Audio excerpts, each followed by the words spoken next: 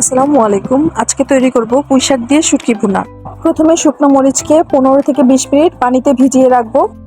এরপর শুকনো মরিচ আর চাপা শুটকিকে ব্লেন্ডারে খুব ভালো করে মিহি পেস্ট তৈরি করে নিব। এখন পুঁইশাকগুলোকে ভালো করে ধুয়ে কুচি করে নিব। পাত্রে বেশি করে পেঁয়াজ দিয়ে বাদামি করে ভেজে নিব। এবার পেঁয়াজের উপর সামান্য পরিমাণ লবণ আর আগে থেকে তৈরি করে রাখা মরিচ আর শুটকির পেস্টটা দিয়ে দিব। এরপর একে একে হলুদের গুঁড়ো, মরিচের গুঁড়ো, ধনিয়ার গুঁড়ো দিয়ে ভালো করে কষিয়ে নিতে হবে যতক্ষণ পর্যন্ত মশলা থেকে তেলটা না ছেড়ে আসে। এই পর্যায়ে খানিকটা পানি অ্যাড করে নিব এবং পানিটা ভালো করে বলক এসে ঘন হয়ে আসলে তাতে আগে থেকে কুচি করে রাখা পুঁইশাক পাতাগুলো দিয়ে দিব।